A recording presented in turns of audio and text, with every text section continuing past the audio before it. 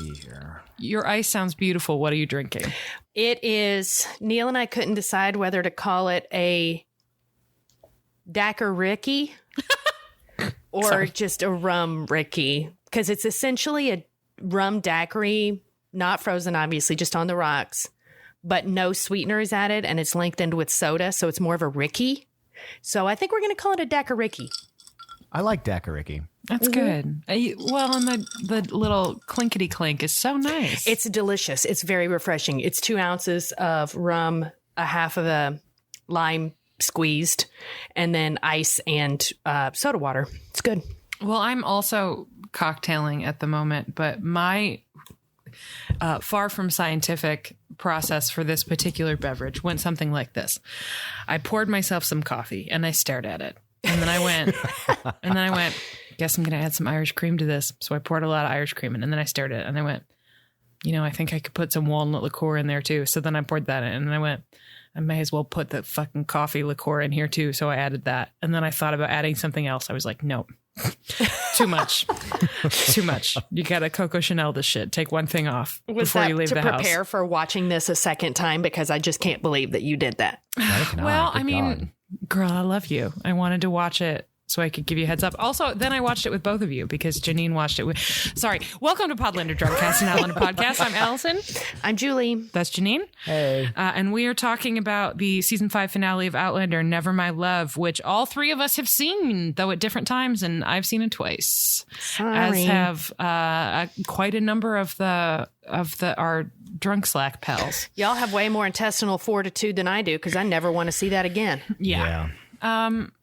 Yeah. Well, I mean, we're going to get into it. I will say, I think for a show with numerous sexual assaults, this was somehow both incredibly brutal and a lot less brutal than it could have been, right? Content warning, everyone. Of course, if you listen to our show, you know that we watched that episode. And if you saw the episode, you know. But if it's sensitive to you, please note we're going to be talking about it for like an hour. Yeah. We'll, y'all, one of you remind me, we'll note when we start talking about the second half of the episode if you want to jump ahead. Yep. So basically, we can format our episode the way that the show does, and that we'll talk about the first 30 minutes, and then we'll move on and talk about the rest of it, and confine ourselves to sort of that. And I mean, until we get to the end. Anyway, there is no way to avoid talking about the incredibly violent and brutal nature of this episode because it's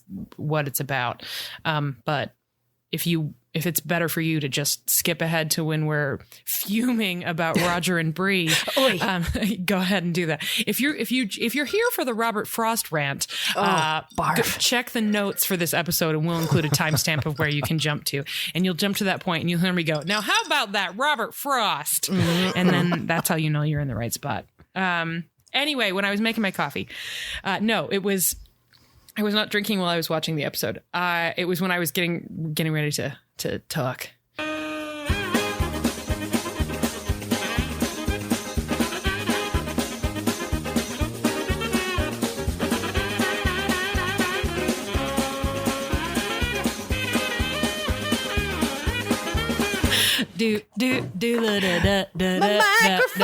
Microphone. We just had a bunch of technical difficulties. So Julie and I talked about Drag Race for 7 minutes. It was actually delightful. It was just like nice having a chat with my pal.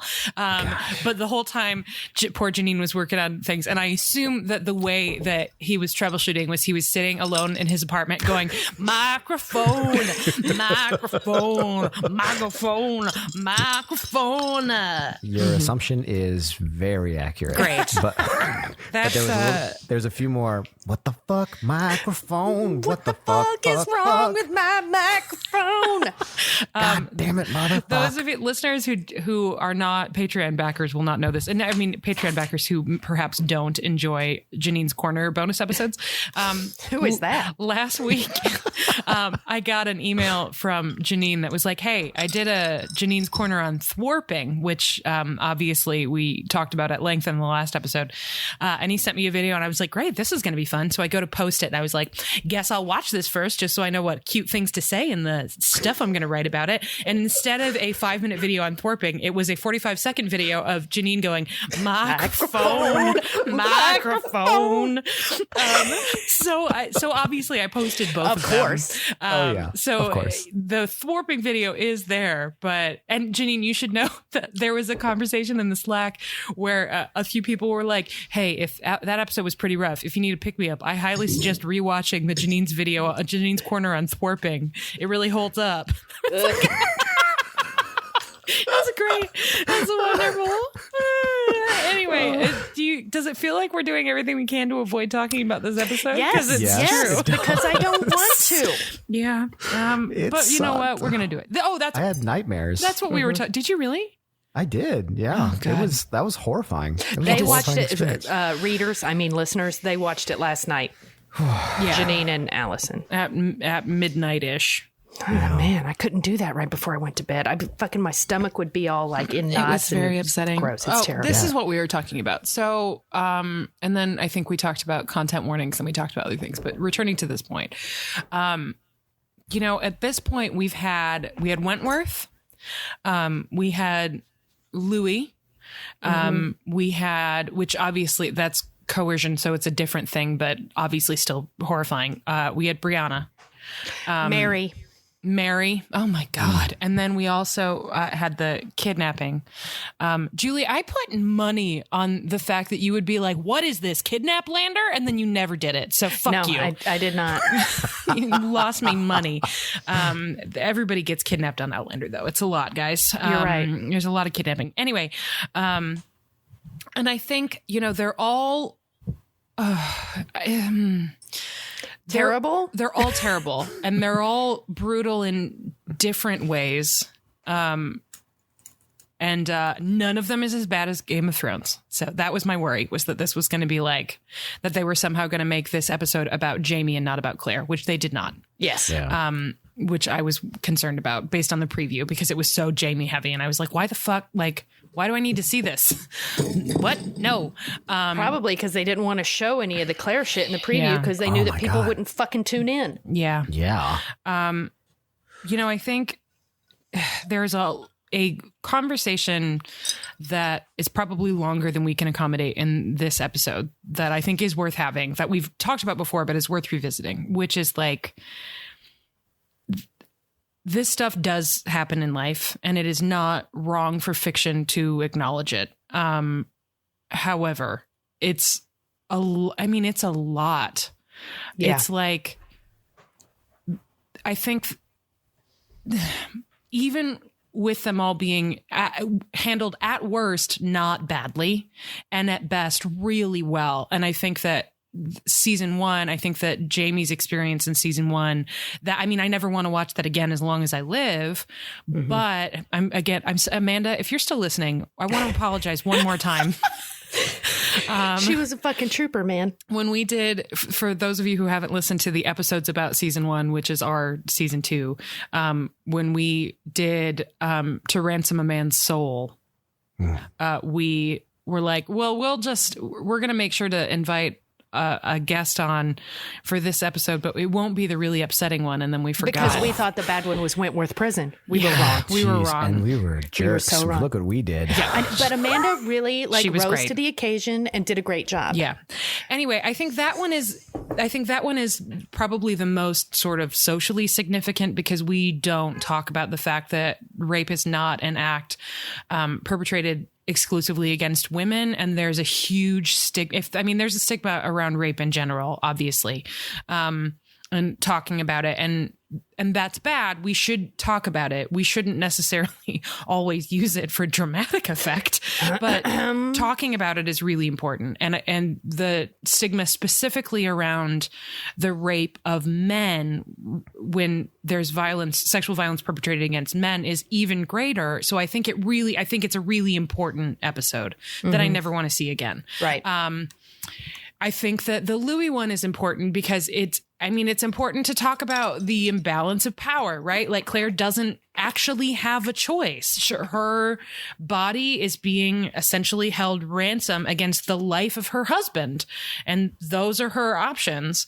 And that's horrifying. I think that when Brianna was assaulted, that is handled really, I mean, the sound is horrifying, but they made that piece of storytelling specifically about the fact that no one did anything, right? Like that's, it's focused on Brianna. They did some really smart things with Lizzie. There were those incredible conversations afterwards with Jamie where they were talking about recovery and survival and what haunts you and powerlessness and all that stuff. I think that was great. But in the story of that scene specifically is about how no one did anything to help her. And in this case, there are some other really admirable things that are done. They make it solely about Claire's experience, right? Like that first 30 minutes is 100% about Claire. Yeah. It's not ever intended to be titillating, which is the thing that sometimes Game of Thrones did, among other shows, right? It's all about her emotional experience, about her dissociative experience. And then the back half of the episode is not exclusively, but largely about her recovery and about her struggle to balance this really important part of her life, her life as a doctor and the Hippocratic Oath and first do no harm, against the things that have been done to her. And I think that's really important. But the question is like, but did we need all of them? Like just because they're all well done, did we need all of them? And this isn't the conversation about whether or not this is a well that Diana Gabaldon should be returning to is a separate one. She is not wrong in saying that this is a thing that happens and we should talk about it. But at the end of the day, of the four main characters in this book series, 3 are now rape survivors and the other one was hanged from a tree. Like it's just, it's a lot. However, that's not actually the issue. The issue is this show is cutting things willy-nilly. It's funny because I said cutting and willy and Blackjack Randall got stabbed in the penis. Anyway, I got jokes, guys. I'm trying really hard to fit them in. They are eliminating things all the time. In this episode, there are 2 big moments that they have assigned to other characters. And the characters that they belong to initially are on the show, but they've reduced the size of their roles so dramatically that they went other places. And it was the right call for what the show is doing, right? And we'll get into that later when we do some in the book stuff. But they don't have qualms about cutting things at all. So why are none of the things that get cut sexual violence? Why are those the things that all get kept? Because it's this weird thing. And ever since, I don't know when this mind flip happened to me. I'm gonna just take a shot in the dark and say it was sometime in November of 2016. Yeah. That seems like an interesting month for something to happen. Yeah. Did anything important happen that month? I don't remember, but I know that all of a sudden I surely didn't want to watch women be abused in my entertainment. Yeah. Because it was already clear that this is an issue that is never going to go away, ever. And I have to think about it all the time because I am a woman and I don't want to watch as I said drunkenly to Kelly one night, I don't want to participate in my own subjugation. I remember in film school, there was a conversation around like how stories, tended to end up, and maybe this was reinforced by you and Allison talking to me about this stuff, but like the violence against women ends up just being a trope that just keeps getting revisited as a way to push a story forward. Yes. And it's so like the option to cut it is not about it doesn't need to be there for the character development. There are other ways to develop the character in a similar way. But we just revert back to say, well, they have to go through this horrible emotional experience or else we can't have the character development, which is kind of a lack of imagination if you think about it. Like I'm just sick of watching it. Like every time Neil is watching an old movie, it never fails. I come into the room and I say, "What are you watching?" And he tells me, and I sit down to start watching it with him. And every single fucking time, this happened yesterday. I am not making this up. He was watching an old Western that starred Gary Cooper. I walked in, sat down, started watching it. And within 5 minutes, there was a gang of men trying to strip a woman naked who was all by herself. And I just looked at Neil like, and he goes, I didn't know this was here. And I was like, I'm not blaming you. I'm just leaving the room. Like I saw it in recently as a show that was produced last year, where it's just like they use that as another mechanism to show the emotional growth of and it wasn't about character. That's the thing about this old movie that I'm talking about that seems it's not as much an Outlander this way, but in other examples it is. It's not about her. It's about how the men around her react to whatever is happening to her. Mm-hmm. And I can't. And I watched today because obviously I'm committed to this project and I love all of our fans and I love everything, but God damn it. There was a moment where I just really wanted to turn my television off because I just don't want to watch it. And it's not a matter of like, well, avert your eyes from the horrific thing, because there are other horrific things in Outlander. Yes. And it is also, as you said, not a matter of them somehow making this about the men, because they don't. I think they handle this really well. I mean, I'm going to have qualms with this episode regardless, but I think there's some really great stuff here. Obviously the performances, particularly Katrina Balf's, are fucking top notch. I think it's incredibly well directed, thoughtfully directed. It's not exploitive. It's brutal and it's bracing, but it doesn't feel gratuitous, right? Mm-hmm. Like it's not, none of that is the issue. The issue is just like, again, right. Exactly. There's too much. And every time I see it now, I'm just like, I'm leaving.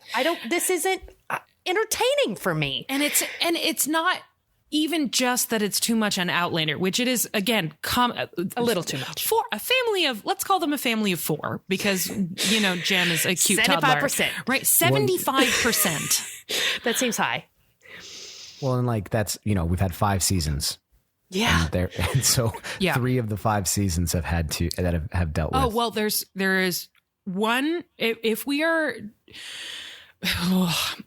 count Louis, there is 2 acts of sexual violence in season 1. One, Jamie kills the guy before it actually happens, right? Mm-hmm. When he and Claire are like, let's go fucking Heather. And then some strangers show up. The redcoats. They were redcoats. Right. And they want to kill Jamie and rape Claire. That's one. And then obviously all of the Blackjack Randall stuff. But there's also Claire is assaulted by Blackjack Randall, and it's not sexual. Also Jenny. So that's and again, that's 4 out of 5. That's 80%. We have gone from 75 to 80. Yeah, and that's not. She is not raped, but it's still sexual violence, right? Like and in this case, it's because he's unable to perform or whatever the fuck.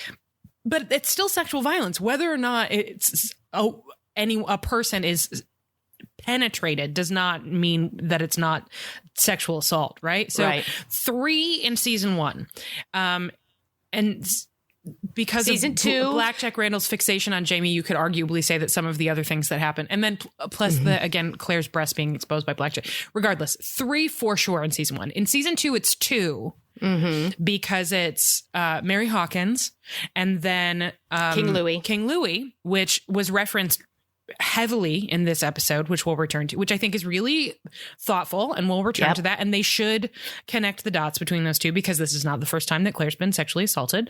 In season 3, I think maybe we don't have anything. Wow. They were on the ship. Right.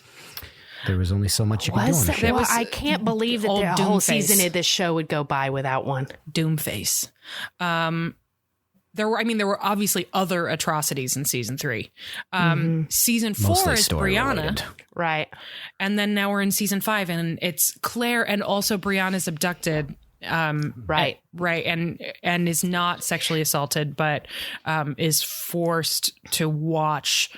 Still kind of a sexual assault, though. Like, Yes. I mean, certainly the threat of sexual violence. Right. Right. And she has to maneuver her way through, like, she has to actively try to manipulate him to avoid being sexually assaulted. And then is the obviously selling of her. Yeah, manhandled by it's a lot. It counts. You know what's weird about this conversation is we just found a silver lining to season 3. No, I refuse.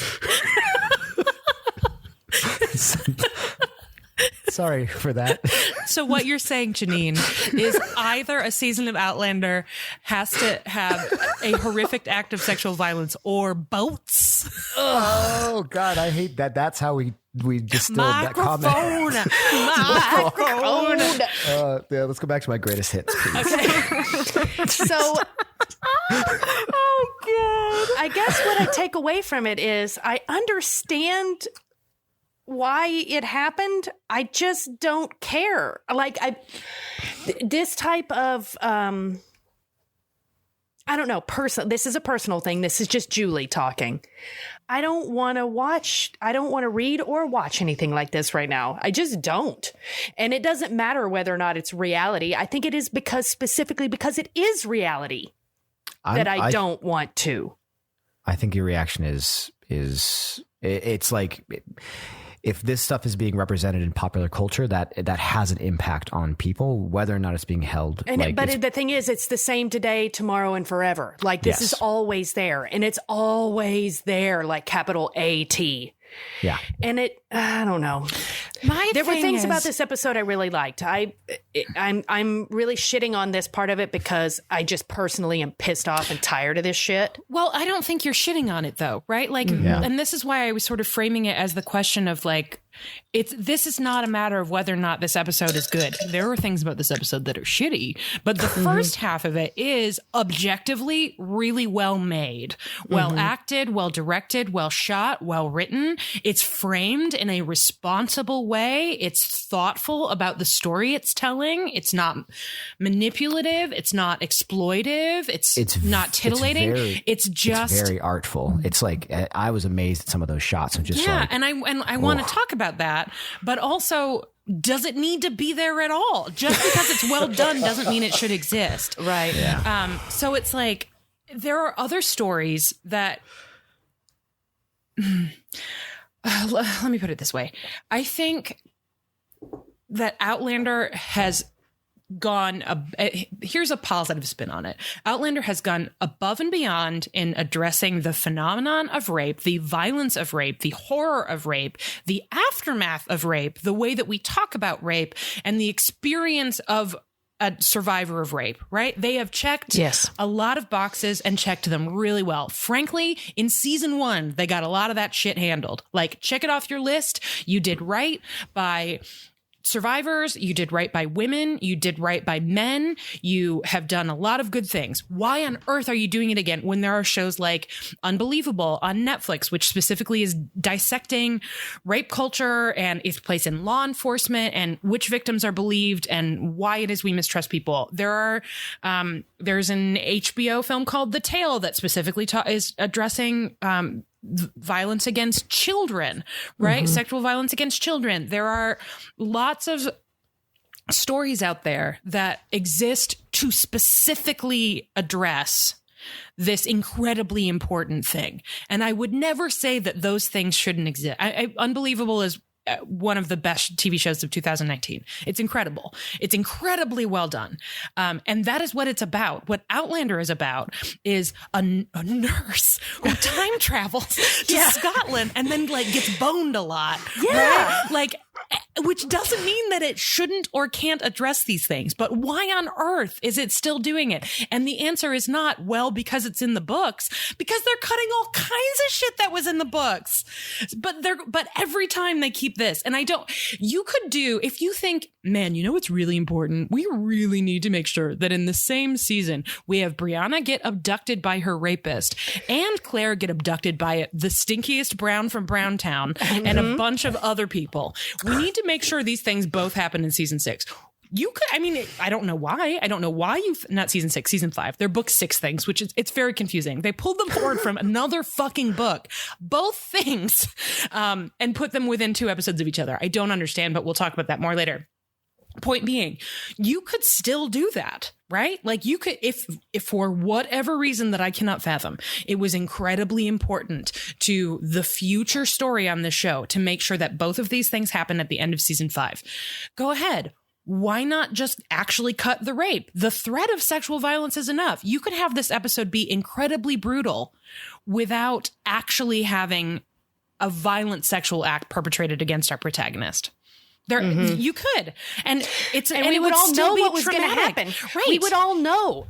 Every woman knows what would happen to a woman in that situation. That's the other thing, is that every time fucking Neil and I have this thing about country music where men always talk about, I can't stay with you, baby. I love you, but I got to go. And we call it time to bum again.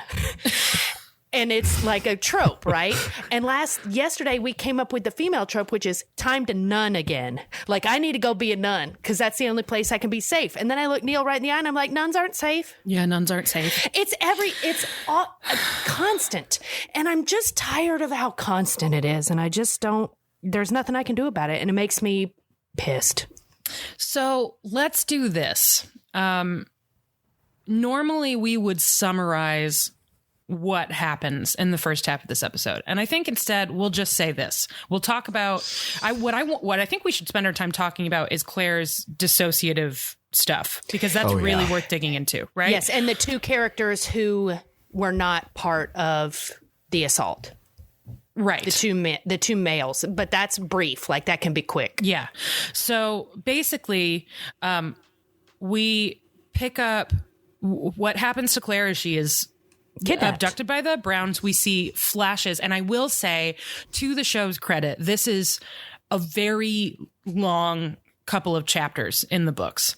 And they highly condensed it. And I think for the good, because we don't need to see all of it, right? Like just little hints of lots of different things. So we get, because we're seeing it all from Claire's perspective, we get just little tidbits. We understand they felt the need to explain that they blew up the whiskey cache as a distraction, which we all already fucking knew. Yeah. Why did you do that? I needed it. Sorry. Yeah, but you haven't been watching. Yeah, you didn't watch the last episode. That's fair. Yeah, you would have known. So for someone who wasn't paying attention and was drunk, thank you. Fair. No one else needed it. Yeah. And there's a lot of arguing about whether or not they should just kill her and leave her for dead. They, Lionel Brown, the worst of the Browntown Browns. I mean, all the Browns are brown, but he's the browniest. We frown on all the Browntown Browns. We do frown on all the Browntown Browns. On all the Browntown Browns. And you know what? That frown gets deeper at the end of the episode too. So yeah, it's a frown of great renown. Yeah. And our smile is never found. Shut up. That frown is so profound that it will linger all the way downtown. Oh, gosh. And make you cry the tears of a clown. I got nothing else. Oh, my God. You deserve a crown. But will you wear it with a gown? Oh! I will not wear it on a chair. I will not wear it in the air. I will not wear that fucking crown because of the Browns of Browntown. Oh, wow. Okay, guys. Okay. Had to get it out. This is a change from the books because in the Max, Claire and Marsley are assaulted at the whiskey still, where Marsley is working because she gets a share of the whiskey for helping make the mash or whatever, and Claire shows up to help her. They're having a conversation, and they show up wanting the whiskey, only there isn't any. So then they're like, "You're gonna take us to where the whiskey is," and that is why they abduct Claire. It has nothing to do with the Dr. Rawlings stuff. Dr. Rawlings is in the books, but the newspaper thing is an invention of the show. So I actually think that it's interesting that they basically make Lionel Brown a men's rights activist, where he's like, "You told my," by the way, just the most villainy voice. "You told my wife not to share my bed." Yeah, what's that actor's name? Because he did very well. Yeah, he is scary and very gross. good at being the most odious character I've seen on this show since. I mean, Stephen Bonnet was pretty odious, but like it's very clear that this guy is just a piece of shit. The worst. Just a piece of shit. Anyway, he basically is like, well, you woman giving your medical advice, fuck you. And that is why they assaulted her, abducted her and assaulted her. So we see her talking to one of the members of this gang whose name is Tebby, who believes that she is a conjure woman and discourages them from hurting her because they'll all wake up dead. And Claire, being Claire, was like, yes, I'm a witch. Don't touch me or I'll fucking curse you. You know what she did, though? She did. They touched her and they all died. Ned Dennehy is his name. Ned Dennehy. Dennehy. Yeah. R.I.P. Favorite actor Dennehy. Favorite drink O'Doul's. Bears. Hawks. Socks. Bulls. R.I.P. Janine, have you never seen that? No, it's always really stunning to me when I'm like, I missed a major pop culture thing. No, it wasn't. No, don't worry. We'll share it later. It's a Chicago. It's like a Chicago thing, but it's not a major Chicago thing. It's just Julie and I have shared an obsession with this song for a while. Yeah, like the Chicago Shuffle, where it's like, oh, it's a thing that only we know. Yes, a little bit. A little bit. Okay, it's cool. Sorry. But anyway, R.I.P. Brian Dennehy. This is not Brian Dennehy. This is Ned Dennehy. I assume no relation. Anyway, so Tebby thinks that she's a witch and she tries to convince him while they have to cross a river to let her go because the Kelpies, the water horses, will swim up and take her away. But if he's restraining her, he'll die. And he's like, yeah, okay, that seems like a good plan. I'm fucking terrified. But then Hodgepile, who is the red coat with all the furs all over it, right? A bigger character in the books, is like, no, I'm going to take you across. And then they are getting a tussle. At one point, somebody fucking cuts her boob with a sword. It's horrifying. And then she is tied up with a rope around her neck under a tree. And just a bunch of terrible stuff happens. There we go. That's the first half of the episode, except for the dissociative episodes, which are amazing. And for Donner. And I think we should talk about Donner quick. First of all, Julie fucking called it. Janine, I was not watching your face when we watched it through Zoom. We're still socially distancing, friends. But when we watched it last night through Zoom, I wasn't watching your face. How long did it take you to figure out, Janine, that was a time traveler? Before she was tied up that evening, because he said something earlier about Man on the Moon, and I was like, yeah, when he started, it was early because when he said something about the man on the moon and he looked at her like really intently, I was like, oh, he from the future. Yeah. I like on my muted Zoom in my apartment with my little fucking mice. I was like, fuck, what? And then it was just reiterated again. I mean, maybe some people needed that, but when she screamed Jesus H. Roosevelt Christ when they were tussling by the river, one of his eyebrows went up. So then he knew for sure because she didn't reveal it to him that first time. Yeah, she was just like, the fuck you say? And the second time. Yeah. I assume that character will be back. He returns in the books. And I assume he'll be back here because we don't. So do you think he escaped into the woods? I do. Okay. I think he scampered off. Yeah, I think he got the hell out of Dodge. It's going to be an interesting reintroduction when he comes back. Yeah. Although who knows? I mean, again, they're willing to cut anything that isn't a woman being assaulted from this show. So who knows? Maybe that's a wrap on Donner. We can't fucking have any meaningful character development for the wonderful Lord John Grey, but sure, let's make room for more violence against women. Anyway, sorry, I didn't realize quite how salty I was until right now. I'm very salty. So that's Donner. Then there's this dissociative stuff, which I think is, as we've said many times, incredibly well done. It's full of little Easter eggs. So I'm curious about, having watched it twice and done some reading and looked some stuff up and revisited some stuff in the books and in other episodes. I've got a bunch of shit locked and loaded, but I'm curious what you noticed. First of all, Daphne, you're welcome. I assume that you decided to use a song from The Association because we here at Podlander Drunkcast and Outlander Podcast are on record as being big fans of the association. So It's true. We have sung our way through Along Comes Mary and Windy many times. Could it be, I want to take away some of her credit though. Could it be because they were just trying to be very explicit about disassociation? What? Janine! Janine, how dare you? How very dare you? I think you're right, though. Like, sorry, we hit up on the, like, we talk often about how they're just like really hitting this over the head. And like, maybe this one was not so subtle. Yeah. You know what I should have said was, Janine, never. That's what I should have said. Whether or not that's intentional, I think it Sure. is an interesting song choice. I don't know why I said that. Song choice. Whether, I mean, you know what? By the way, I should say this.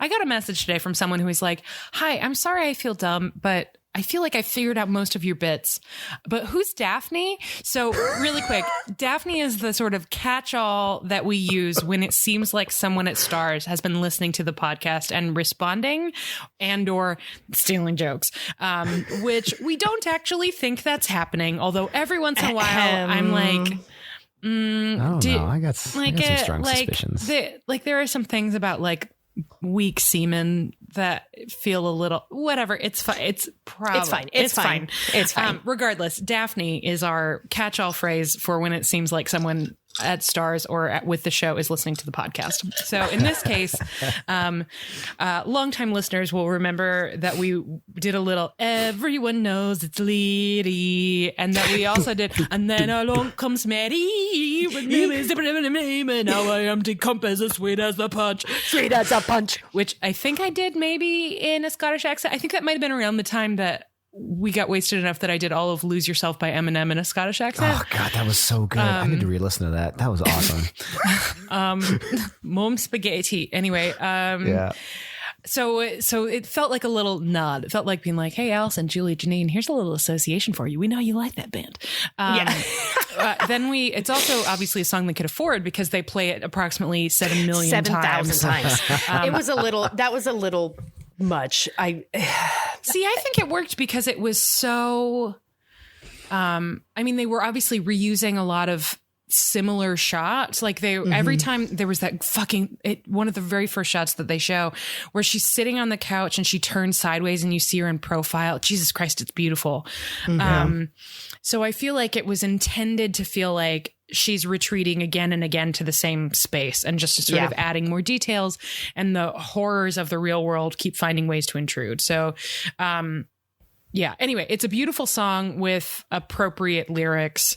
And there's a lot to get into beyond that. So Never My Love by the Association is playing repeatedly. What else did y'all notice? I noticed the yellow doors that she kept staring at that did not open, that were in the dining room. And it looked like the doorknobs were more institutional than home doorknobs. So I don't know if that was like a hospital thing, maybe because they were the big silver round doorknobs, you know. The ceiling leaking. There was a leak in the ceiling that only she seemed to notice. There was the painting of Fraser's Ridge house on fire that she was staring at a lot. The orange, obviously. The fact that Lionel kept showing up as different characters in her dissociation, either as himself or as the cop that came to say that Bree and Roger had died. The other cop is Hodgepile. Oh, there you go. Okay. And then everybody is there. It's Thanksgiving. I figured that out. Everybody's there except for Bree and Roger. So you've got Murtaugh, Jocasta, kids, Marsley, fucking Fergus, and everybody's in 70s mid-century modern clothes and hair and stuff, except for Jamie, who continually shows up looking exactly as he did when she met him. Yeah. season 1, season 2, similar wig. Yeah, that like was more the- Jay younger. Sweet Prey. Yeah, that Jay was the Sweet thing Prey that time. I couldn't place. His hair was the thing I couldn't place. I'm real. No, Yeah. man. Oh. So it was something about the beginning of their relationship and what her life might have been like if she had stayed in the future. I don't know. It was just, I think it felt just straight fugue, like she wasn't controlling it. It was just happening. Yeah, like she created sort of a safe space for herself with all of her family. You know what? I'm going to pause and I'll say more. Janine, is there anything else that you noticed that Julie didn't mention? The Death Bunny. That was when she was in the woods, though. But the Death it Bunny showed up was on the red carpet. Yeah, it was on the shag carpet, and then it was that's also right. on the grass. So she Fucking A blinked. twice. Why do we need it twice? I mean, she blinked, right? Like she blinked, and all of a sudden it was the same bunny. It was just and back to back. But that was. I honestly didn't notice a lot of things because I was just like, I was taking it all in. And I mean, I haven't watched a lot of the show, so I don't have a lot of frame of reference for some of the things they were going back to.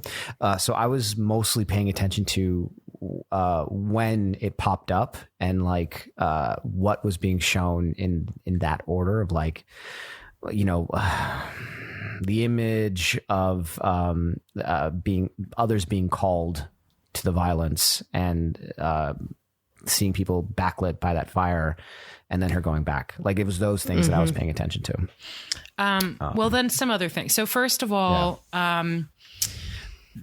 may or may not have noticed Fergus has both his hands and Jocasta can see.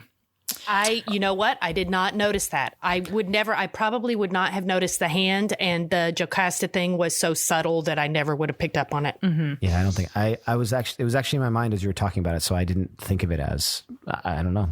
Cool. Okay. So she can see. Good for her. Yeah. So that's part of it. And Murtaugh is alive. Murtaugh's alive, obviously. With that fucking when great Ian hair, shows dude. up, Yeah, he looks great. He's in damn, I a wish I could pull military that off. uniform, but a lot of the patches and medals reflect Native American things. You see like a little Mohawk emblem and some other things.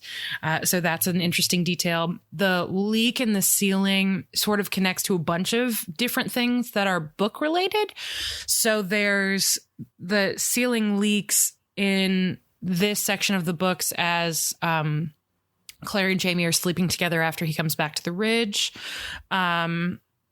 Also, then Jamie fixes it the next morning and is like, "Ah, I got a splinter." And she's like, "Come down, let me see it." And his splinter is a 2-inch long piece of wood that has embedded itself under his fingernail. No. Where he's like, I got a splinter. And you think, oh, well, he's got a little tiny piece of wood in one of his fingers. Nope. Anyway, yeah, it's a lot. Also in the Brianna abduction story, in the books, she's in the house on Ocracoke where she's being held prisoner. There's a leak in the ceiling of the room she's locked in on, and she manages to use one of the pieces of boning from her stays to dig a hole in the ceiling and climb out through the roof. It is fucking badass. That's awesome. Yeah. And there are some other, and there's also like the sound of water falling can signify death and a bunch of stuff. So there's that. We see Jem playing with the dragonfly. Oh yeah, that's right. Yep. So that is there. We see a blue vase, which obviously is a big symbol from the pilot. Why is that? I didn't understand. It's when that she one. had that first clarification monologue about looking at the blue vase in the window in the 40s and thinking realized about I'd how never she owned a wanted to have a vase. place where she could have a vase of her own and like all that stuff. So I'm pretty sure it's exactly the same vase. Okay. Whether or not I will have to go back and look and see if it's the same vase, but obviously the reference is clear, which is what a vase signifies to her is stability and home. And she realized that she had never had one and sort of wished that she could. And then, That's real. yeah, so she does. That's how I feel about that with nice glassware. That means home to me. There's also nice glassware surrounding it too. Yeah, That's true. Jesus Christ, the furnishings. Everything. The design, the color, the costumes. scale, the way that the hallway is really long, all the way alongside the house with nothing but floor to ceiling windows facing out into the woods. The framing that how they use the camera to kind of accentuate all that. Oh, I also think there's a chance that maybe that's the manse that Reverend Wakefield lived in. I would have to go back and check, but it's the room that they're in with all the windows, I think is the can I have a basket room. Maybe that one is a maybe, but certainly that is what it recalled to me. She's wearing a red dress. Like in season 2. Yeah. Ooh, a red dress. Yeah. And those shoes too. They only showed them like a little bit at one point, but I was like, damn, those shoes are badass. They're cool as hell. She's got the same hair and makeup that she does in the Bree's grown up sections of the future. She's got like the very cool 60s eye makeup and the voluminous bob, and just hit my microphone. And there are more things, right? There's a lot to get into. We see a sunburst on there's one of those really beautiful sunburst wall decorations. And obviously the sunburst is a King Louis thing. But the orange is the one that I think is the most. Oh, also car crash. So first of all, Claire's parents died in a car crash. Second, Frank died in a car crash. Third, she describes going through the stones as feeling like it felt when she was in a car crash and it flipped upside down and she was held by her seatbelt. And we see that shot in the pilot.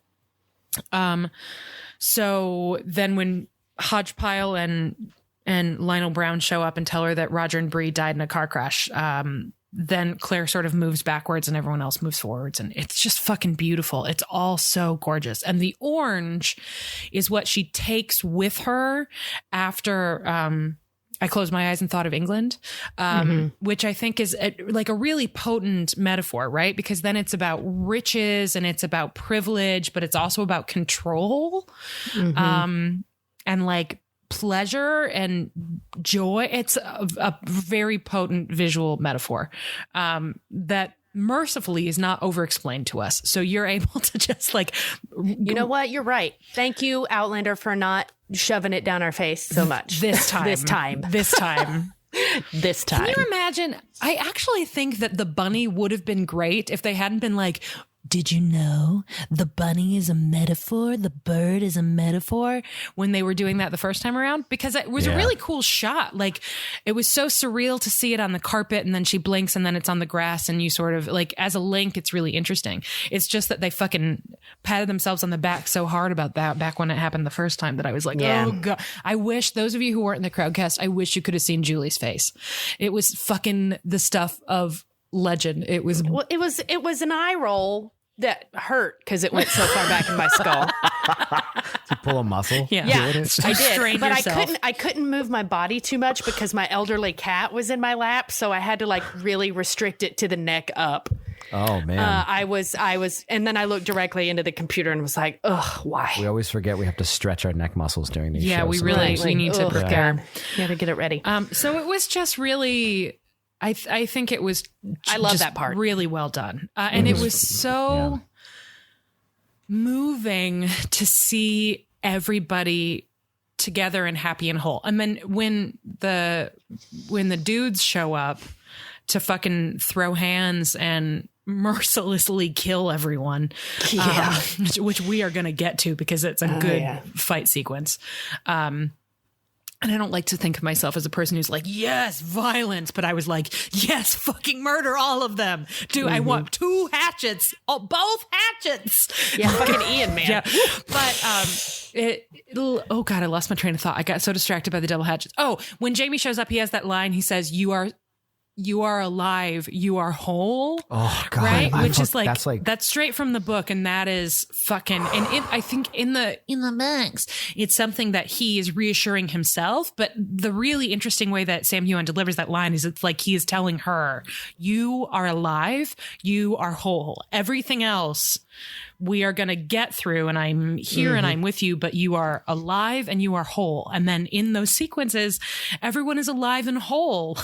You know, like Ian is doesn't have Happy. the face tattoos and he's happy, and Murtaugh is alive and he's got that fucking foxy ass hair. Yeah. God, I want that so bad. And Jocasta can see, and Marsley has her babies, and Fergus has both his hands, and Jemmy is running around being happy and excited. I guess maybe that was not Jemmy, it was Jermaine, because Jem was with Brianna and Roger. Mm-hmm. And then there are those two empty chairs, obviously, which are so jarring. And clearly that was sort of Claire's other worry seeping into this dissociative state. But it's really beautiful. And then ends when we see Claire opens her eyes again and we see a shot that's sideways because we're looking out through her eyes, and you see someone sprinting toward the fire, and like, it's a really gorgeous, upsetting shot.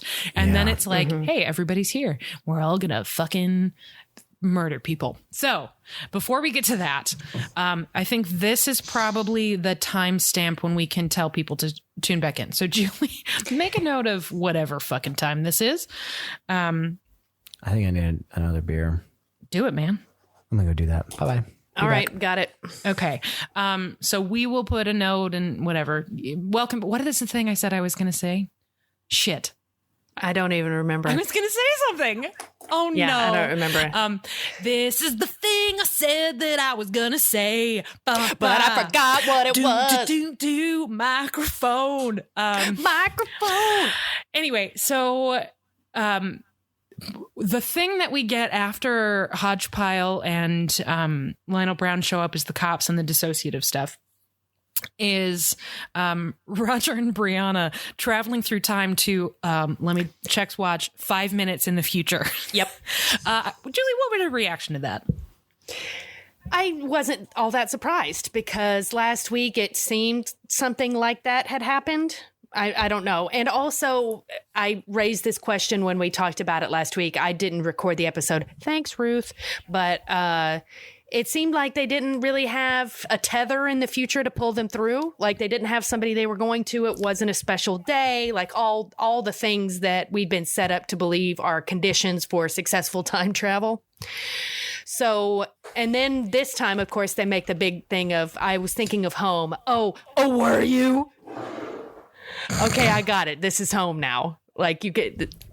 By the way, I think maybe we should mention that again 10 minutes from now in case they missed it. Yeah. Oh no, we'll come back to that. Poor Roger. God damn it, Richard Rankin. He deserved better. He's so fucking good, and the fact that he's so good when they give him so many garbage lines is just really terrible. Like he's just really fucking good at his job. I'm so annoyed that they came back. Yeah, annoyed. So I can't say why it surprised me because it is a book thing.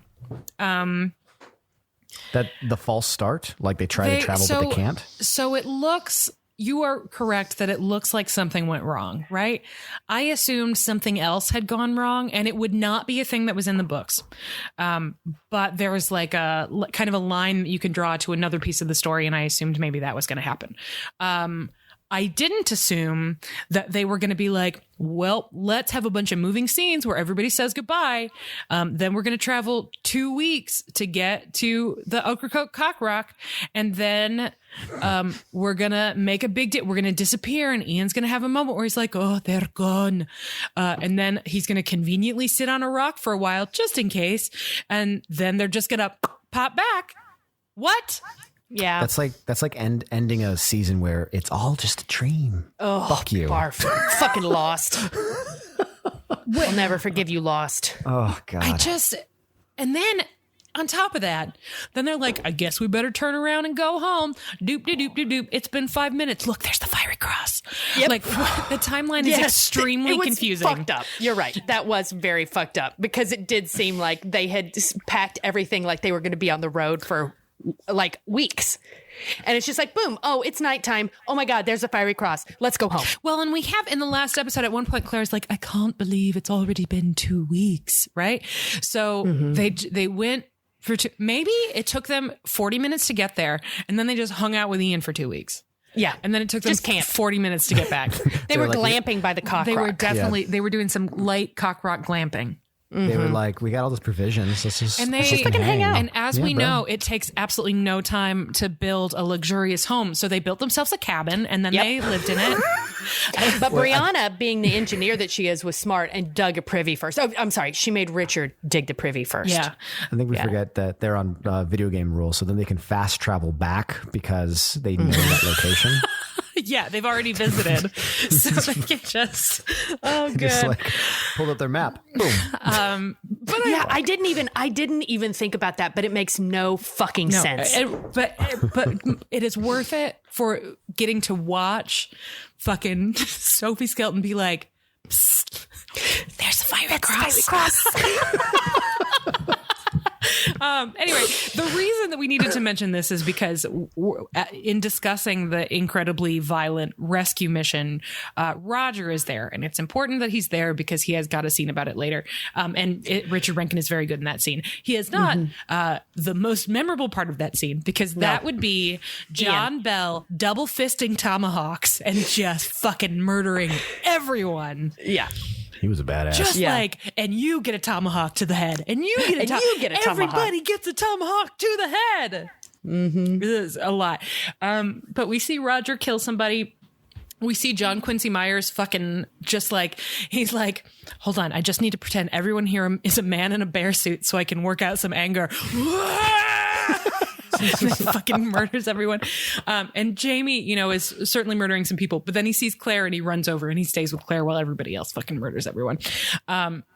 And then says, how many? And Claire says, I don't know. And he turns around and I swear to God, listeners, I swear to God, she says, I don't know. And Julie said, well, better kill them all. And then Sam Heughan turned in the direction of the camera, looked at Ian and said, kill them all. There's also an important scene where there's one little change from the books that I think is pretty brilliant. So John Quincy Myers, who is not present in the scene in the books, this is thing one of the two things that were reassigned to other characters from the two characters who are on the show, who are Mr. and Mrs. Bug, Arch and Merdina Bug. Anyway, in the books, Arch Bug says, like, will you have your revenge on them, mistress, and tries to hand her a knife. And here it's John Quincy Myers. Some of them are still alive. They're all lined up. Will you have your revenge on them? And Jamie says, and this is fucking straight from the books, he says, she has an oath upon her that she will not kill except in defense of her life. I'm paraphrasing. It is I who kills for her. And then Ian says, and I. And then this does not happen in the Fergus is in this scene in the books, and at one point there's a description of his hook covered in sticky blood, which is what? Yeah, he's got a hook hand for killing. He does, yeah. What in the book? Yeah, killing in hook the hand. Damn. Yeah. Anyway, he does not say "and I" in the books, but here he says "and I, me lady," and it was fucking beautiful. Like it was really great. It's sure Cesar damn boy gets like one line every 4 weeks, but every time he does, it's a really good one. I'm like, damn boy. It's the opposite of Richard Rankin. He gets no lines, but they're all great. As opposed to Richard Rankin, who gets all the lines and half of them are Robert Frost. No. Or I'm sorry, half of them are Robert Frost, the other half are the lyrics to Darling Clementine. Oh. Anyway, it's a very, very nice, effective moment, and then they fucking murder everybody except for Lionel Brown. Except for Lionel. Except for Browntown. Mm-hmm. The worst Brown. The browniest Brown. Mm-hmm. A total clown. Mm-hmm. I can't think of another Alan neither word. Can I. We did Gown already. We did Frown. We did Renown. We did Downtown. Mm-hmm. Mound. White sow. No, I feel like we should avoid the mound one. We should avoid slant rhyme in general. It's for weak-willed. It's for monsters. Oh, but that's my favorite weak sauce. Rhyming. Oh no, like Janine. Shots fired. Stop talking. Don't talk about slant rhyme in Allison's presence. But I do it all the time. No, Janine. I'm serious. It's something that's mine. Oh. And it's just... Speaking of shots fired. Oh, boy. Well, this was it, guys. 4 years. Janine, we did it. That was a good run. You're okay, fired. Goodbye. We fired Janine a couple times this season. Fighting my own feet, I guess. Anyway, Panny. So it is a good little addition from the books. Anyway, Roger is like, So this one's alive. Do you want to... Don't kill him yet. We're going to have questions. Do you want to ask your questions here or back at the ranch? And Jamie's like, I want to take Claire home. So I'm assuming that basically they tied a rope to the back of a mule and dragged him like plunk, plunk, plunk, plunk, plunk through the woods because fuck that guy. They go back to the ridge and Brianna is reunited with her mother and it's very beautiful. And then Marsley is reunited with her mother because later she calls her Ma and it is fucking amazing. And it is very beautiful. And the makeup is horrifying. Yeah. Man, the Outlander, I hope they all got raises. Yeah, because that's 2 episodes in a row with like fantastic, like lights out special effects makeup. Snake bite makeup, remember? Yeah. Like there's been a lot of fucking really great. And the Richard Rankin makeup and this home episode, that was great too. Like really, really, really great. Plus her glamour makeup, just the best. So let's pick up from there. Let's pick up from they're back at the ridge. And I had a note that in the carriage, when it's just Jamie and Claire, I think that Claire is still under the idea that Bree and Roger are gone forever.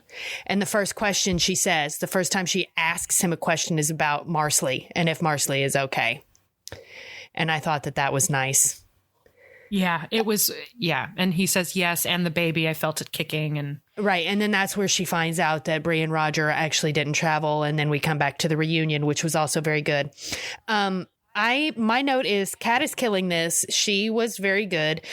But then I have this note, and please remind me of what I was talking about. Claire, past trauma monologues. Oh, yeah, we'll get there. That's a little ways down the road. Okay. She also says, I thought I saw Roger, and that is when Jamie tells her that Bree and Roger are back. Yeah. This is a scene where it's them by like a pond or something. This is one of the more memorable images in the book that got cut, and there were 2 different places they could have done it, and I was really bummed that they didn't. The first is here. The second is coming up very shortly, where after her reunion, Brianna gives her mother a bath. Also a thing straight from the books.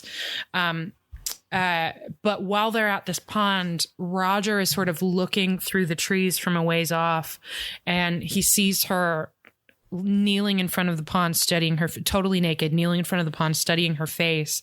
And then she like sort of prods her face, which she does when she's in the bathtub. And then with like no expression on her face at all. And then she reaches up and she sets her own nose because her nose is broken. And it is fucking, I've thought about it often since I read it in the book. And I thought for sure they were going to have her do it in the bath, and then they didn't. Anyway, so she has a bath and obviously is really struggling. It also is very reminiscent of season 1. It feels a lot like Claire at Castle Leoch getting a bath from the great Annette Badland, #FitzMob. Like it's really, it's beautiful.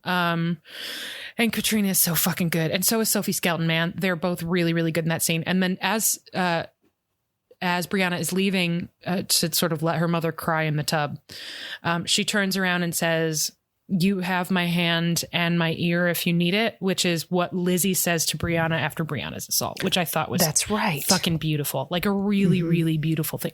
Speaking of, there are also some lines that specifically Jamie says in the dissociative sequences that are also lines from other episodes.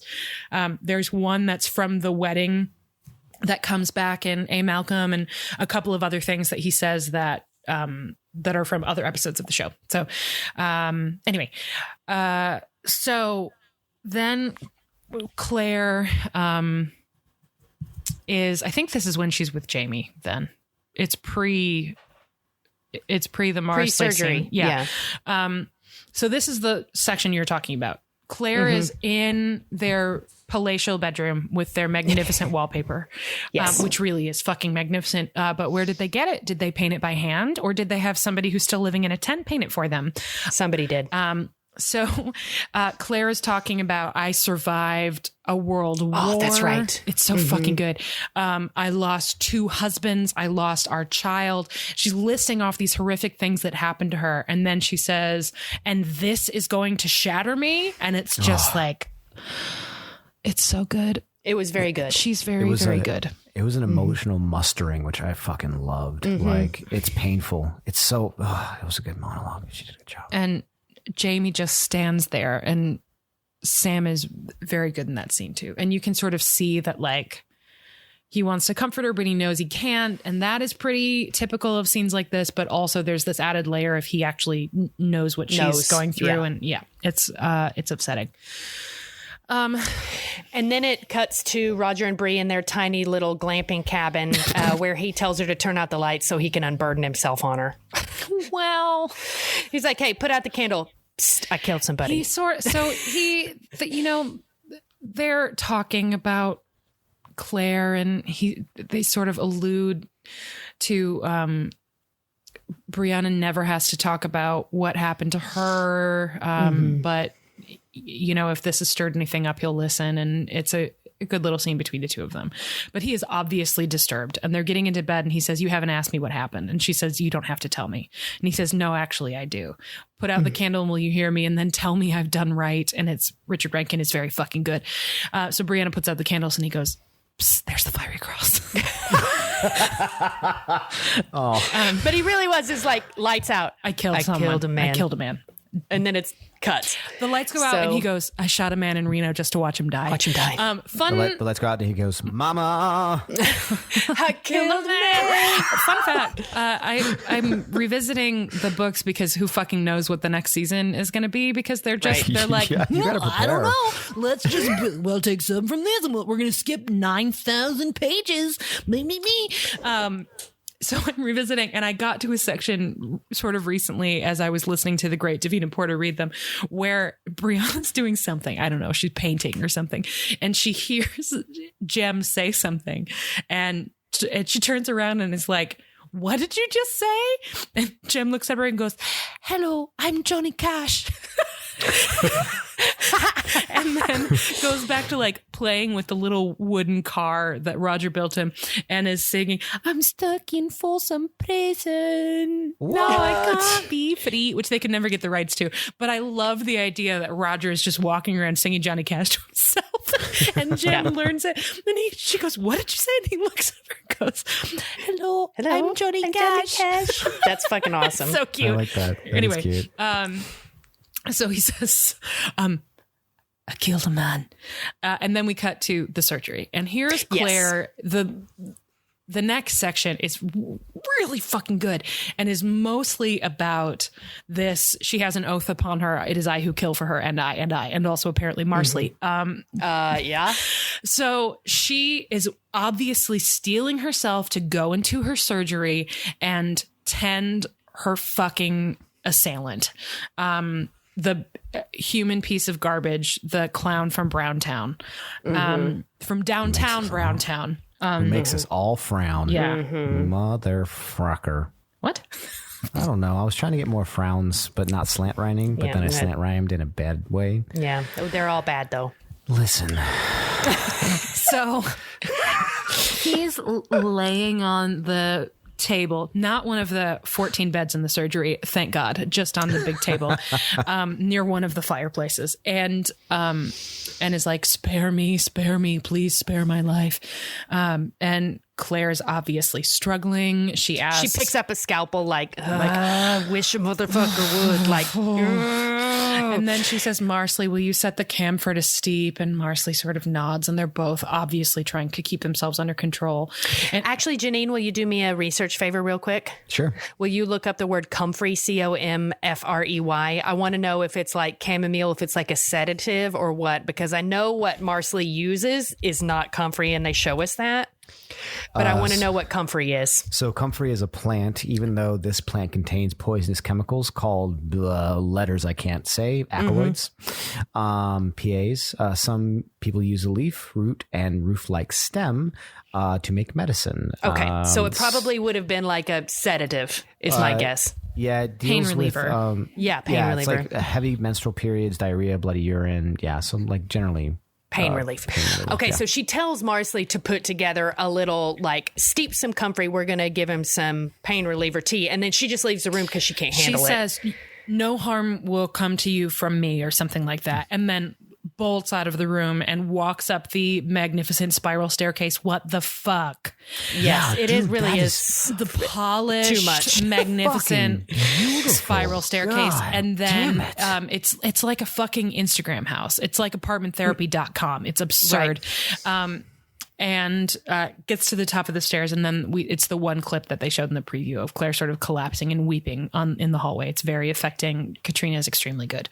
And is that the moment where this is what I have in my notes, is that she has that, and then she has the dissociation to the mid-century modern palace, and this is where she picks up the orange and takes it with her. I think so, yeah. Yeah.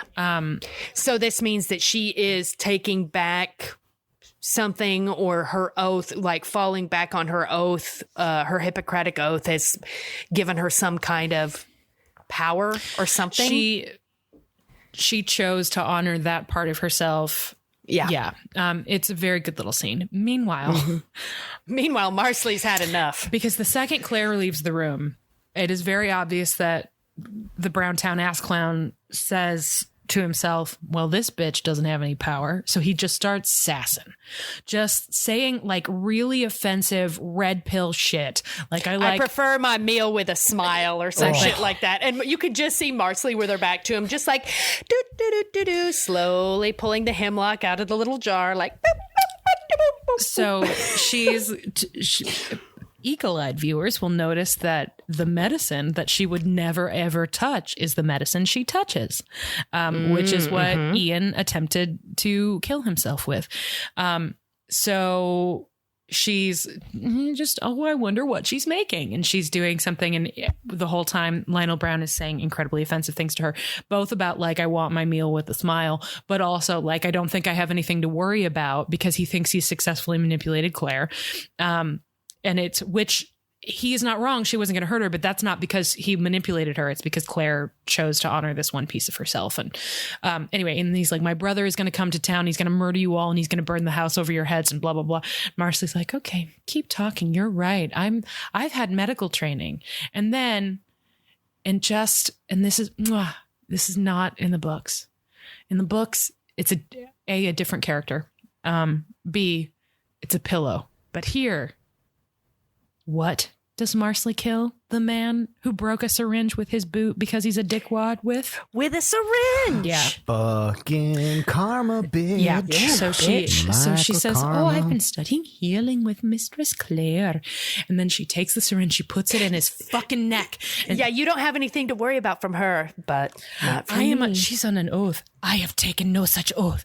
And then she says, like, you hurt me, you hurt my family. God, I just got chills.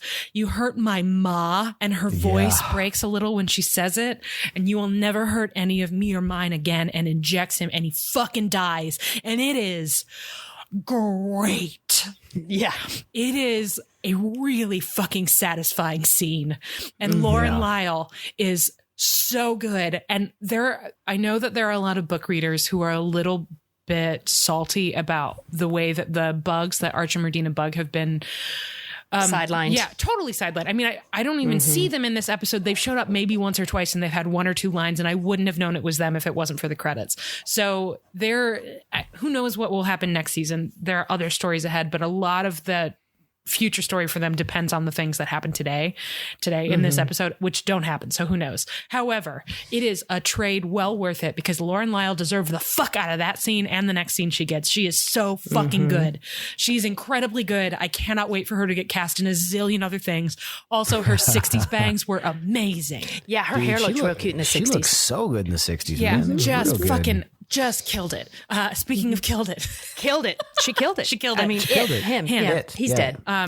So then Jamie walks into the study and finds her, and this is the second of the two very good scenes, and finds her like just sitting on the floor. Do you have any notes on this scene, Julie? No, I just know that she was freaked out because all of a sudden what she did hit her. Yeah. And she's like, oh my God, am I going to hell or whatever? Yeah. And Jamie's like, no, you're cool. Will he haunt me? Am I going to hell? Yeah, will he haunt and me? it's a really beautiful scene. So then Jamie does the only logical thing, and sews up the Browntown ass clown in a big piece of fabric like he's Doomface Pound from the ships. Nice. Throws him over the back of a horse and goes to Browntown by himself. Why? It's unclear. Why doesn't he bring Fergus or Ian or any of the many, many people who built his house and now have nowhere to live with him to Brown? It's unclear, but he shows up and is like, here's your oh yeah, we were talking about He's this just in the like, Craigcast. here's your brother. Yeah, Thunk. it's like a piece of shit. Did someone order a piece of shit? Did someone? Here you I think you go. ordered. I've got your human garbage order right here. Plunk. Thunk. Dumps his corpse and is like, men came to my home. They kidnapped and assaulted my wife. Violated my wife.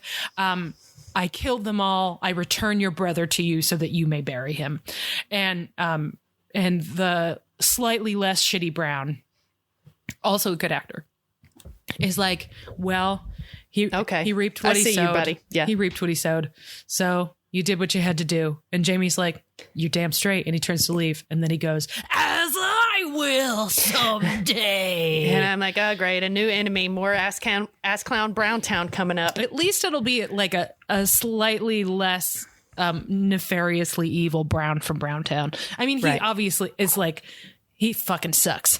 We already know he fucking sucks. He just sucks in a different way. Right. So... And then Jamie has a voiceover. Has this happened before? It has. Did it happen when he was at Hellwater with the kid? It was, I don't know if we got jamification in the Hellwater episode, but it happens in season 1. He's the season 1 mid-season break where we get the Frank flashbacks. Right. And then I can't remember if it's that episode or the next one that's Jamie model. I think it's the next one. Yeah, because the break ends with, take your hands off my wife. Right? And then when it comes back, we see the whole progress up to that. And there are a bunch of Jamie monologues in that one. So it's not the first time, but it's been quite a while. And it's the only one we get this episode, which is a little bit jarring. And it's like a little weird. However, at least it wasn't Sam Huon doing a voiceover of stopping by the woods on a snowy evening. Which is what comes next. So then all of a sudden we see Bree and Roger just taking a nice stroll up the fucking 2-mile driveway. And they're talking about Robert Frost and something about taking the road less traveled. Well, because that's where they needed to remind us that, but just from the future. Just in case you didn't understand, we were thinking of home when we touched the Ocracoke cock rock, and it brought us home. But it was here, so I guess this must be home now. Just in case you missed it. So then this is the road less traveled, which is a misinterpretation of that poem. Yes, it is. And it is. There are other Robert Frost poems that would be more applicable. But really, I think they should have, Roger should have said, it makes me think of a great poem. Jellicles can and jellicles do. Jellicles can and jellicles do. Jellicles. Or like, it makes me think of a great poem. Beans, the magical fruit. Julie, that was literally in my head. The more you eat, the more you toot. How'd you get inside of my head? I don't know. Oh my God, so good. But it would have been better than what he did. You know what? I will say this. I would prefer it. I prefer the Robert Frost to if Roger had said, makes me think of a great poem. Oh, my darling. No, my darling. And then Bree would have just turned to him and slowly started strangling him like, ugh. I hate that song. And then you see a panther walk through and goes, oh my God, exit stage left. And then the episode's over. Yeah. So I was saying to Allison as we were doing the crowdcast, Richard Rankin is so good. The character of Roger is good, but he always gets saddled with the worst bullshit lines. Just terrible. And I just wish they would quit doing that to him because... Is it just me, or is it kind of starting to wear on him a little bit? Like, can you tell? I don't. Like every time he gets his script, he's like, okay, I'm being paid and I got a gig. I gotta figure this out. I mean, he is not phoning it in. He sells all that garbage really hard, but then he also everything. Anytime there's like another actor, the line would be decent. Richard Reagan is like, this is my moment. Thank God. This is a line of dialogue that actually makes sense, where my character doesn't seem like an asshole for no reason. Thank God. Over here, right? Like, it's just, like, hold on. Oh, this is my moment. Hello, Jamie. Yep. And that's it. Yeah, it's just, he's very, very good, but it's a bad line. Yeah. So then the episode ends with first we get a Jamie and Claire scene. They're on the porch and they're talking about the future. Claire says, that post is crooked. And he says, I'll fix it. And they have a chat about the future and bad things that are happening. Let's relax now on this normal day. What peace while it lasts, right? And then thunder. Yeah, and then the storm rolls in, and then they talk about how the storm is rolling in. And that really pissed me off. It's like, hey, did you know? Psst, psst. Something's coming. Jamie, can't you see? The storm is a metaphor. It's a Browntown storm. It's like, how could we show that something is approaching? Oh, I get it. I know. Let's have a storm. Scene, the interior of the Outlander writer's room. Folks are sitting around.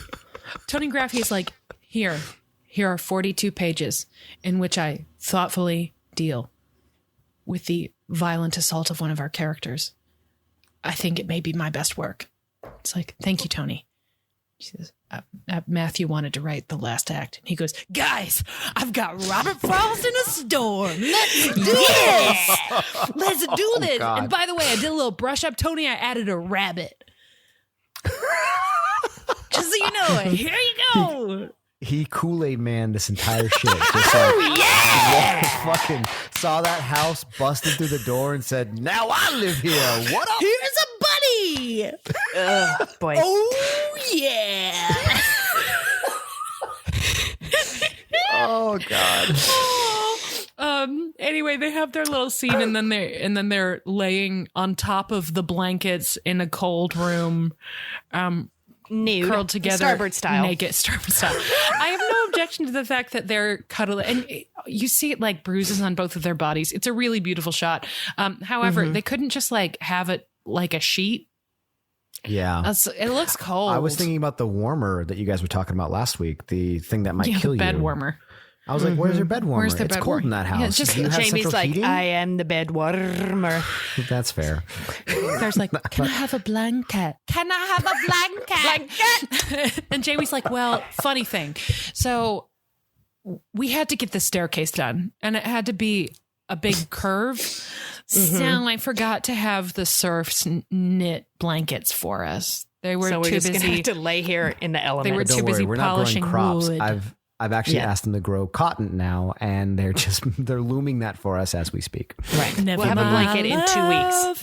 Give me 2 seasons. Oh my God. No, to it was make like that this. happen. Claire goes, can I have a blanket? And Jamie goes, never my love. Never my love. Blackout. Never my love. And when I say blackout, that's me actually blacking out. And then we get the credits because there was no title sequence and there was no theme song. So we hear the theme song, not a choir, the original lady singing the song. At no point did we get to go, that's the Fiery Cross. But you know what? We got enough of that in this episode. Yeah, we did. Hey, one more thing I want to mention. I fucking hated the Previously On. Where it was like, I don't even remember it. Yeah, I don't It was remember. like, What was it? here's a thing that happened. No words. Here's another thing that happened. Oh, No the words. flashes, you mean? Boom. Here's It was stuff. It was reminiscent of a show that I watched recently. What was it? I just always it was The Last Kingdom. The Last Kingdom does that similarly on Netflix, and it's effective, but they do it every single time, and that's a little jarring when that's like suddenly the decision you've made for this episode. It's intense. There's a thing that got cut that I really love. That there was just they didn't sow the seeds for this, so they could never have included it, and it wouldn't have been a little bit hard to communicate without doing clarification monologues, which were mercifully absent because instead we just lived in Claire's head. Right decision. Fair trade. However, Claire in the mix knows that Jamie is coming because she hears a drum in the distance. There's a Scottish drum called a bodhran, spelling and pronunciation vary, which we see Roger play when he does his music weird slut shaming episode. Yep. But Claire hears the drum, first of all, knows what kind of drum it is and is like, okay, well, the Scottish are coming. One. Two, she knows it's Roger because she can tell it's being played so expressively and is so terrifying that the only person that could be drumming that beautifully and that effectively and that terrifyingly would be Roger. Boy. It's in the book, it's really good. Like really, really very good. There wouldn't have really been a way to do that effectively here. So it's like they decided to put it in the previously on where it's like, dum, dum. Like, no. It is. You're right. It is dumb. It's extremely dumb. Anyway. Well, I'm glad this one's over. Me too. Season 5, you were fine. You were better than season 3. I think better than season 4 too. The high points were way higher. Yes. Way higher. Better than But season 3. Jesus Christ. season 3 can forever and always suck my balls. I have one note. This whole season would have been better if it was all exactly the same except for on boats. No. It was just on a riverboat the entire time with green screen. Oh, God. I think that there were ridiculous. plenty of episodes that were mixed bags, but very few episodes where I was like the whole time. And there were a couple of episodes that I thought were pretty excellent, including last week's, which I think was wonderful. Yeah, last week's was good. Last but week was then very good. but then they sold us out, right? Like we talked about it earlier. They had all those beautiful goodbye scenes for nothing. Womp womp. Yeah. And so it's kind of like, Dumb. okay, fine. It was still a good episode, but now it means less. I don't know. I don't know. I mean, I think it's still an hour of television, right? Like, Yeah. is the fake out sucks, but the episode itself. Also, the goodbyes weren't my favorite part. Although that Lizzie Brianna scene was amazing. That was good. The best parts for me were like the fucking sperm. It was all hot pests, right? Yeah. This was Wait, does that not mean- an episode with a ton of hot pests, except for all of the dissociative stuff, which is that's entirely what that is. That's all character. That's all emotion. That's all mental state. So hot pests, but in the 70s. So does Liz get to come back then? Yeah. She made some beef jerky for the guys. Yeah. In this episode, she's like, I put salted meat in your bag. And that's her only line. Lizzie does like meat. Who doesn't? There's a little tease for you guys. Lizzie likes meat. Gosh, I could use some beef jerky right now. Lizzie. Neil just realized that maybe his beef jerky subscription is still getting mailed to his office where nobody is. Oh, at least it's preserved. Yeah. I was like, well, it'll still be there when you go back. So don't worry about He's it. going to walk in and his desk is just going to be a pile of beef jerky. Covered in jerky. And one very moldy edible arrangement. Talk about hoarding in this time of quarantine. Just Okay, nothing but so beef we jerky. will do a season 5 wrap up at a later time. We're also, I want to shout out a Slack pal, Emily Bemily, who posted something really lovely yesterday in the Slack after our little in the book section about how her favorite thing, she was thinking about Outlander because it came up in the books. And her favorite thing about that is all of us hanging out together and stuff. Like she specifically cites Janine getting locked in the bathroom. Oh my God, that was so awesome. It was apparently very memorable for a That lot was of the reasons. 2-episode one. Yeah. I believe where we pivoted to Bloody Marys at one point. Something. Anyway, specifically says that the thing she loves about Outlander is all of us hanging out together, and she personally would be willing to wait for the chance for us all to be in the same space, which I then sent to the dudes of Outlander, who agreed that that is the thing that's good about it. So maybe we'll do like a mini Outlander because it's going to be fresh in their minds. Maybe not. That's TBD. But we will wait to do Outlander proper until we can all be in the same space, which I think is the right call. So we'll do a season 5 wrap up, and then we're moving on to another project, which we will talk about later. But for now, let's do some fucking scales. Okay. And this is just for this episode, right? Not for season 5 as a whole. Oh, shoot. Because we should do the scales for season 5 as a whole in the wrap-up episode. Hold on just a second, guys. Julie, make a note of this time. I just got a warning that we're out of recording time. So and it's going to stop recording in 5 minutes. So I have to upgrade us. Hopefully that will work. But let's move fast just in case. Okay. Hopefully. Okay. I got it. That works. Okay. So, on a scale, you know what? We're just going to straight up skip the sexual content scale entirely. I don't want to talk No, about I don't want to talk about All that right. either. That seems like no. So next will be costumes.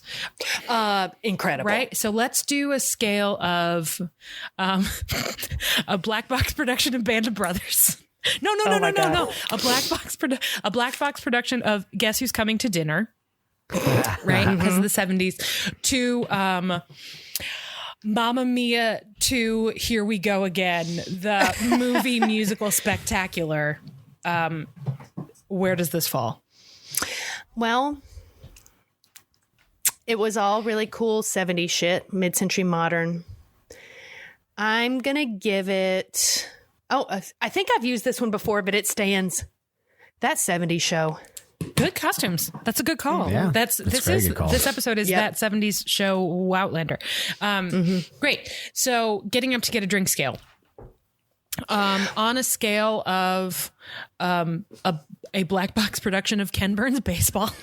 Oh my God, that's even more boring than the original. How would you do that? Okay, good.